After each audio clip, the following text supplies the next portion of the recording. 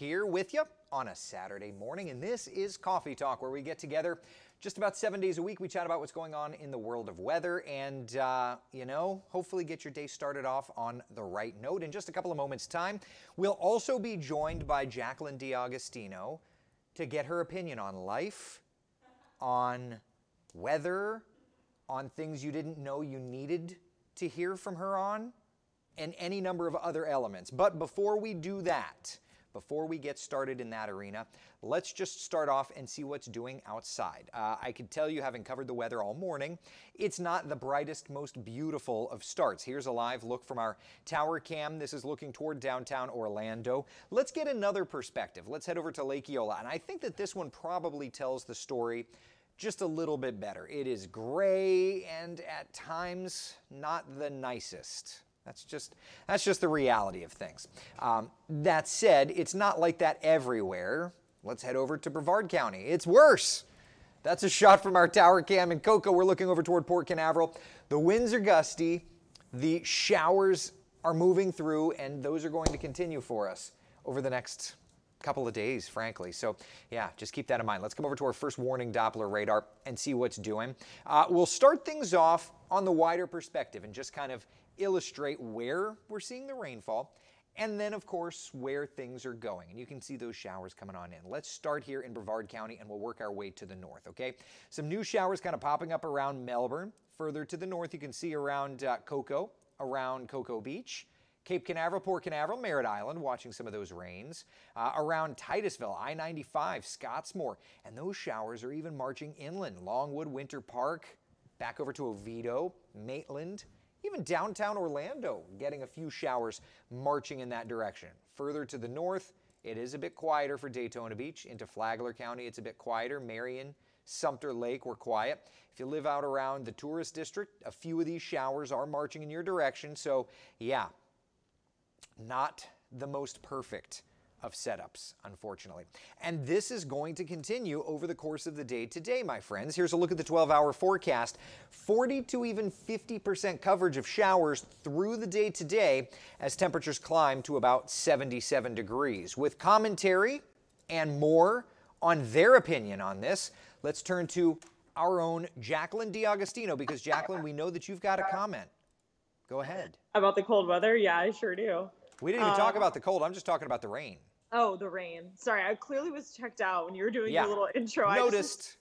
I just assumed because I always complained about the cold, that's what you had to say. Yeah. Honestly, I'd rather deal with the rain than be cold and dealing with 40 degrees, which is also on our horizons. Yeah. Well, we'll start with the rain forecast today. Does that get into any of your fun plans today?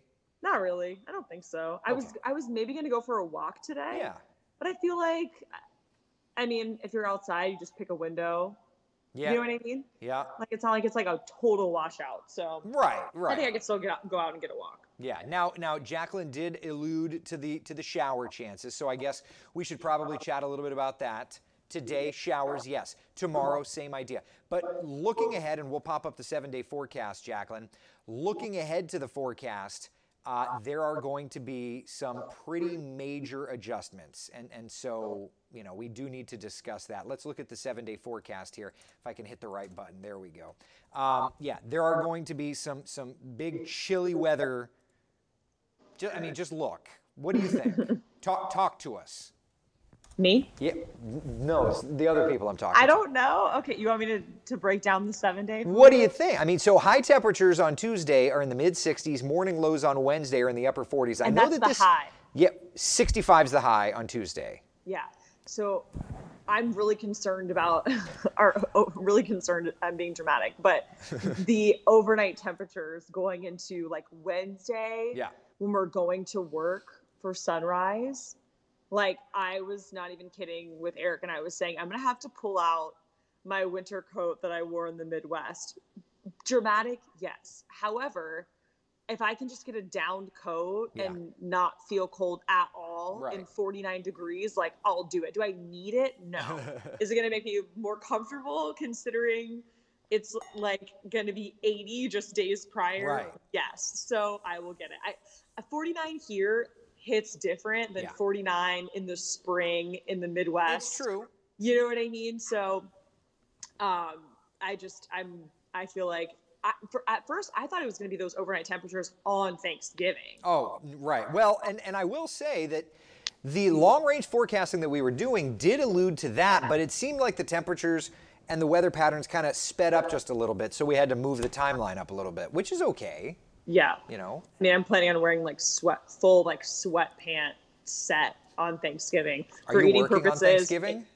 What? Are you working Thanksgiving? Yeah, but I'm going to go to my parents' house and feast after the morning, because I'm working in the morning show. Yeah. So you're not wearing, what I'm trying to get at is, are you wearing said sweatpants to do the morning show? I wasn't going to. I mean, now that you say it, maybe, but what I was talking about was for like feasting and warmth purposes. Right, I was going to wear it yeah. To my parents' house. Are they like, because I've seen some sweats that are like designer look, you know, like you could get away with it. Do you think you could get away wearing sweats? Yeah, they're cute. They're like pink. Do you think that what I'm trying to see, do you think that a boss would say, Jacqueline, what are you wearing? Or do you think you could get away with it? Absolutely. I don't think I could wear it. Oh, okay. Because like I've seen some sweats where like I could definitely put those on as suit pants and I don't think anybody would notice.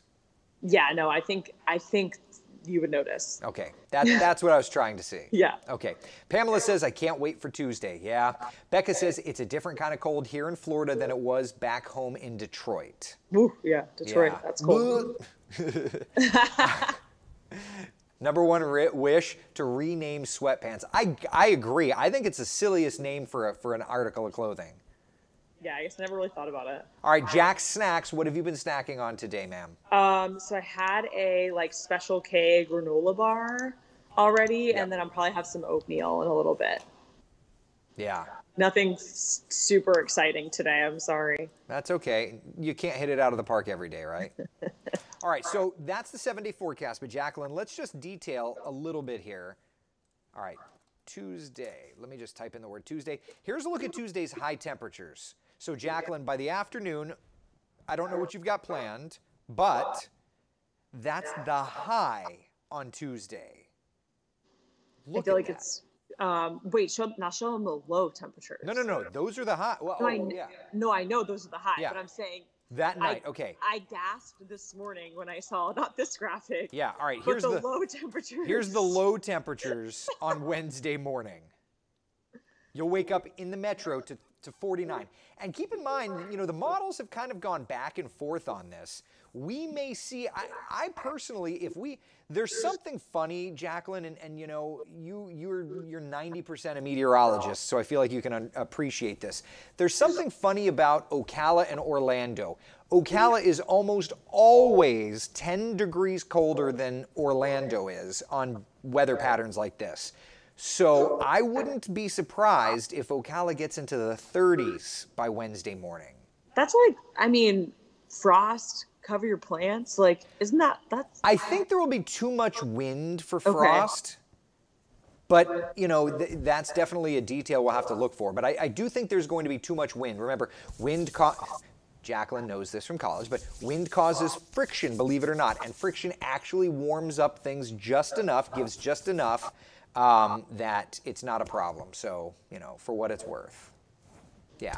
And it's funny because, you know, my parents are up in Flagler. Yeah. And so they're north, just on the coast. Yeah. So they're not as cool as the metro. Right. But still, I mean, right now it looks warmer there. But in some instances, they'll be colder as well. Oh, yeah. It's just an hour away, you know, a little bit farther north. But yeah. Speaking of colder, your Gators are traveling to Columbia, Missouri today. Ugh, God. Are you saying that about the game or about the forecast? Well, both. Prayers to the Gators, you know. Yeah. I hope that they can get it together. Yeah. But 4 o'clock kick today up at Mizzou. Look at that, 54 and temperatures falling over the course of the game. All right, now that's that. What about Florida State University? Up in Massachusetts, it's even colder for the Noles.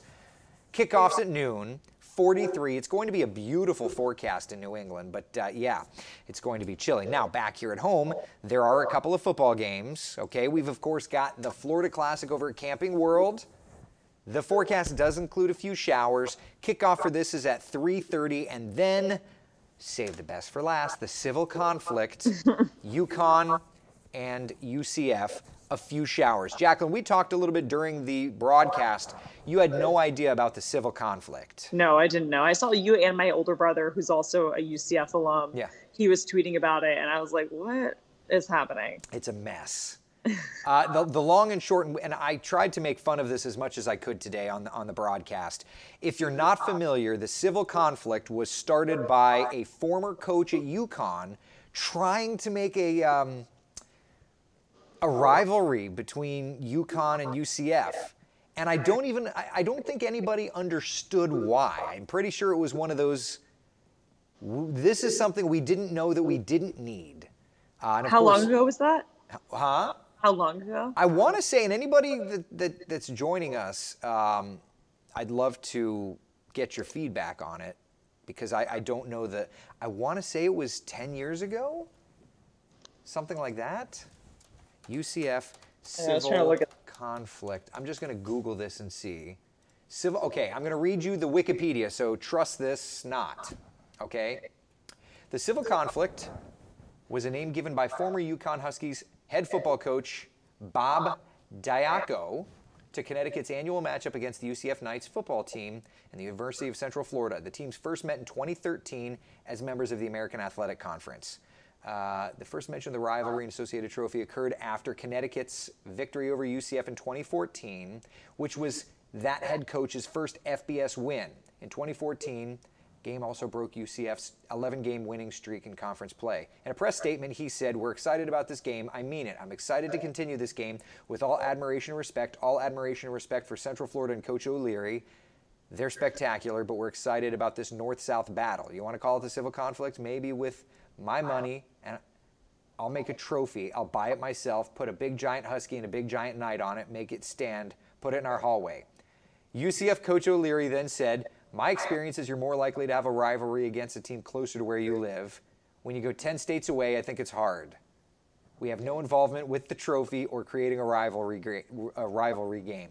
And anyway, as I recall, UCF just left it. Like, we won it and left it. Didn't even pick up the trophy because didn't care. So anyway, UCF tweeted out last night video of the trophy on the field at the bounce house, which I just think is so deliciously ridiculous.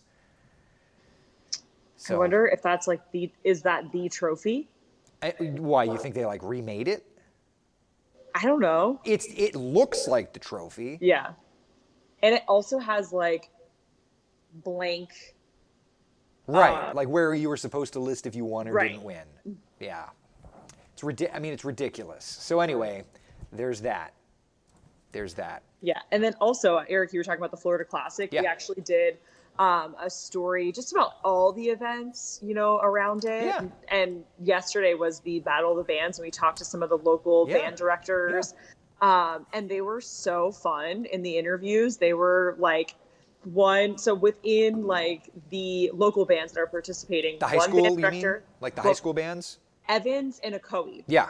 High school. So one of the band directors went to FAMU. The other one went to Bethune-Cookman. Perfect. So it was like a rivalry within the local bands that were competing, and they were just going back and forth, like supportive and obviously all in good fun, but they just had so much energy.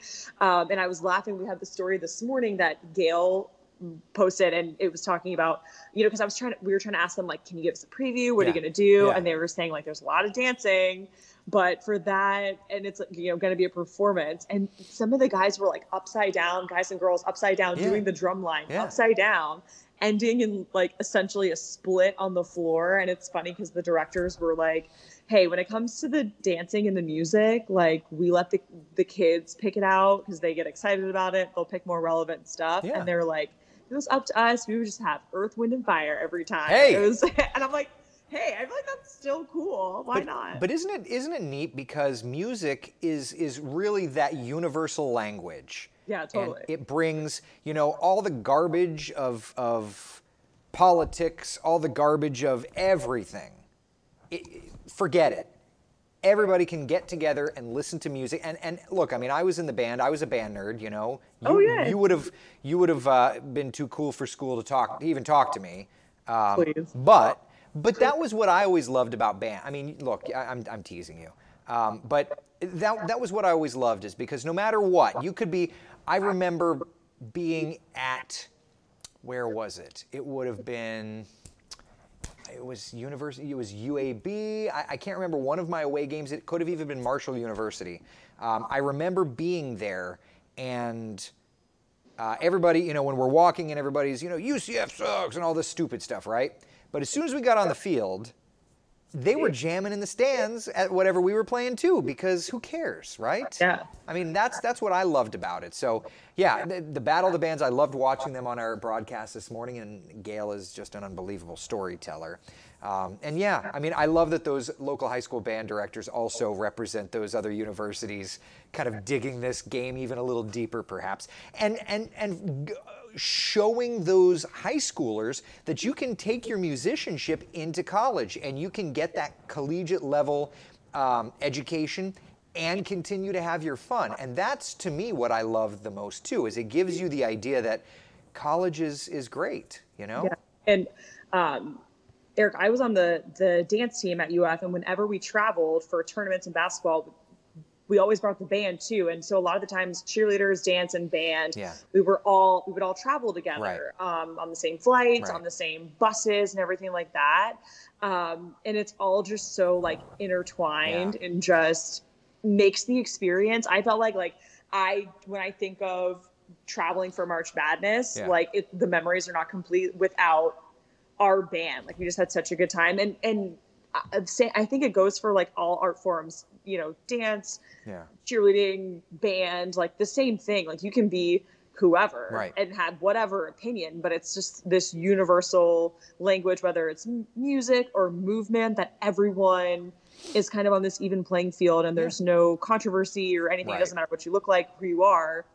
It's just something you can enjoy together. And I think that there's even a bigger lesson there for all of us in seriousness. Like, we're all just the same, you know? Like, stop being putzes to each other, for God's sake.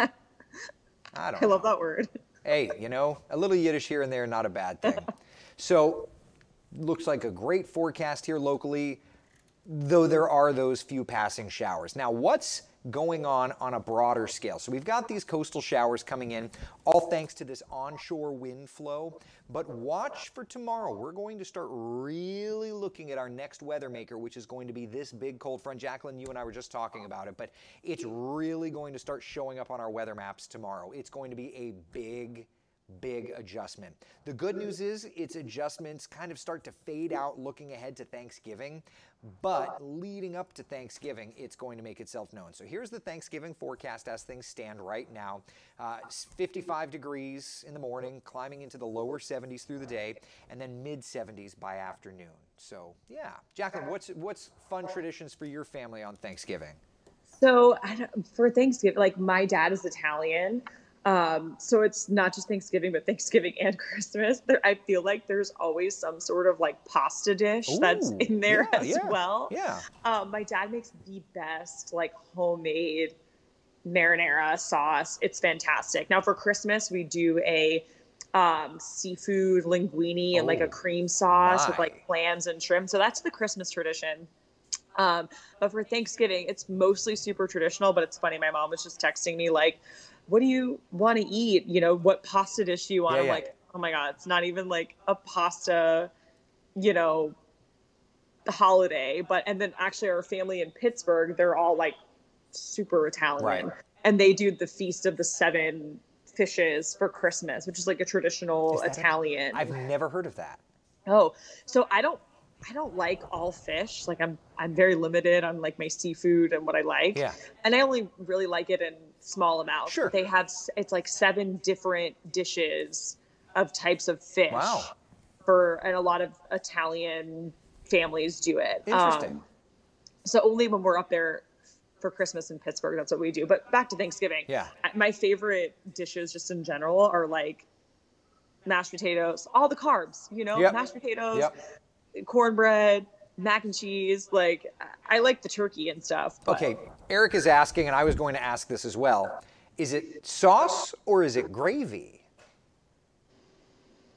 So when I think of sauce, like gravy, is what you put on mashed potatoes. So, I mean, a lot of you know, the verbiage for pasta sauce, for, you know, is it gravy or is it like a Sunday gravy, that kind of a thing? Oh, I don't know. I've never talked about pasta with gravy. You know I'm going to have to get that recipe from your dad, right? I feel like I gave it to Michelle and Parado once, so I think I have it written down somewhere. If it's not, very simple. I'm reaching out to your mom, who I like more. I mean, Mom, who doesn't? Mom, I'm going to reach out to you, my dear, okay? Because I can't trust your daughter is going to deliver this. No, I swear. Also, I wrote it down last time I was home because we actually made, I think maybe it was Christmas. We made my dad makes stuffed shells with like ricotta Oh and my gosh. with the sauce on it and like bakes it. Oh. So I was like writing down the sauce and then the steps for that too. Yeah. But I think that was Christmas last year. Oh. This is all just so Now great. I'm hungry. What the yeah, heck? I was going to say, like, I'm sitting over here. I already had my stupid protein shake. I'm like, what am I going to do now? I know. Also, we have 3 minutes. 3 minutes. Okay. All right. Let's just go back to the 7-day forecast so we can plan accordingly, my friends. Jacqueline, go get ready for your cut-in. I'll take over from here. Thank you so much for hanging. All right. Bye, Jacqueline. All right. So that all said, here's where we are, my friends. So today, tomorrow, and Monday, we've got showers in the forecast. Then looking ahead to Tuesday, boom goes the dynamite. It gets cold. Then afterward, we start to get a little milder and a little milder leading up to our Thanksgiving Day and Black Friday. I love it. I love it. I love it. I love it. All right, listen, be the sunshine in someone else's day. Jacqueline, thank you for joining us on Coffee Talk.